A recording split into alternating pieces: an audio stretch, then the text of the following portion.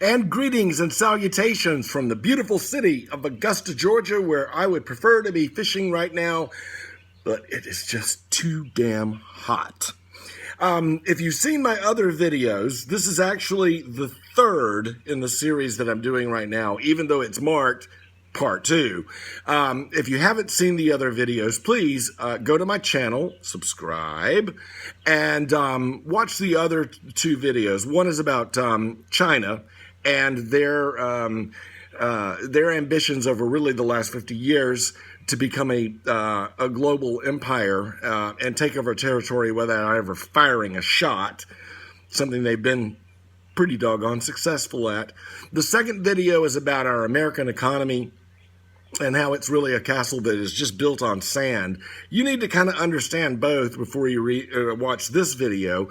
I say read, I'm so used to writing shit, not, you know, I'm not like Mrs. Alexandria Ocasio-Cortez. You know, I didn't go to some diploma mill and get an economics degree, and I don't talk so well. But with my stuff, you can fact check me all day and twice on Sunday, just to please God. Trust me, I make more sense than she does, and I know a few things about economics. Now, what this video is supposed to do is kind of tie a little bit of a bow of what I was talking about with the first 2 videos. So if you haven't seen them, go back and watch them. Subscribe to my channel, please. What I want to talk about right now is how we got here. And how does China even figure into it? How does Saudi Arabia figure into it? Well, I'm going to take you back to 1944. We had been kind of off the gold standard, and that is our money was not backed by gold because of the Great Depression. And they wanted to get back on the gold standard to a degree. And also you have to remember, well, you don't probably, but if you read, you'll see. By 1944, Europe was in ruins. Most of the South Pacific was in ruins. China not only had a civil war going on, but they were battling the Japanese, and they were in ruins.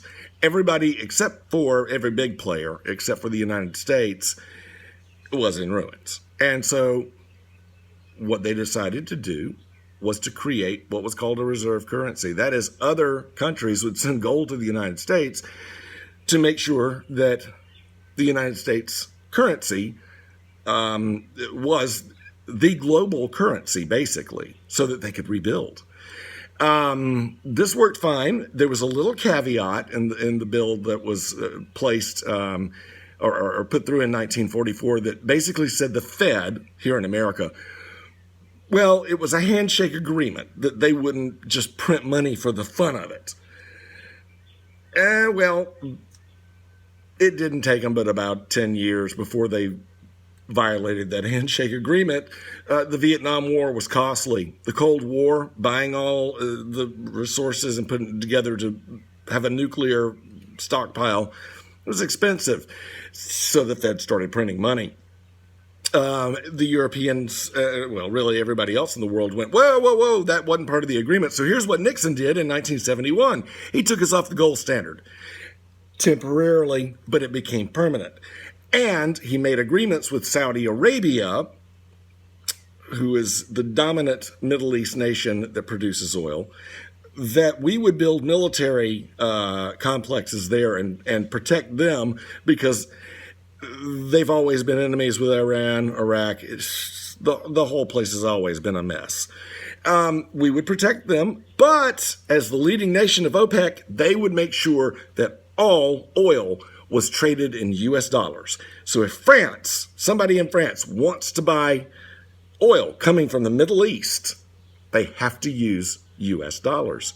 So now our money is backed by something. And they thought everybody's always going to need oil. We are the reserve currency of the world.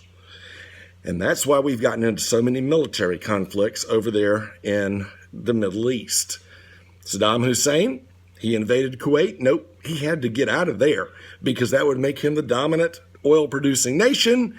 He could be the dominant member of OPEC. He could take the U.S. dollar and start trading in something else. Can't have that. So we pushed him back. Well, Then he starts talking about creating a situation where we don't have to use the US dollar. We're going to use the euro. He had to go. And we took him out. Our nation took him out. Yes, it was all over. It was all over propping up and keeping what they call the petrodollar alive. Years later, Muammar Gaddafi in Libya, well, he came up with the idea that maybe they should start a pan-African currency and use that to trade oil. Oh, no. Sorry, Muammar. You got to go. And yeah, we killed him. Our nation did, and toppled his government. And that's how the whole Benghazi thing you heard about probably came about. So, yes, by military force, we have been propping up some basis of the value of the dollar internationally. And you have to understand that pretty much 80% of transactions that occur of all kinds of products across the world right now are the dollar, not the Chinese yuan. They kind of wanted a different way. And if you remember in the second video, I told you about how China has taken over the strategic ports across the world. In South America at the Panama Canal, all across Africa. What do you think comes out of those ports? Oil. And the Chinese have long wanted to replace the US dollar for the yuan.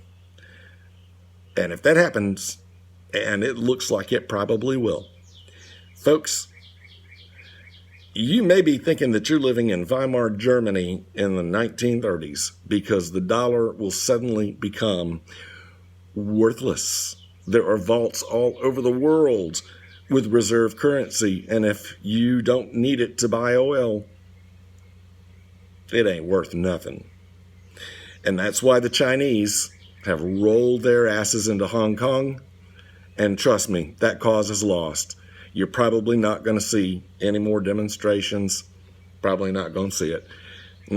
As a matter of fact, the Chinese have extended their territorial waters into the territorial waters of Vietnam, which kind of pissed those folks off. But they can't do anything about it. The Chinese are pretty much chasing our warships out of the South China Sea. We're in the middle of a historic chess game. And this pandemic has thrown everything, well, it's just unkiltered everything. But now this pandemic may actually be a present in disguise, and that now we really know exactly what's going on. Like I said, gird your loins. Be safe. Happy Memorial Day. Love you guys.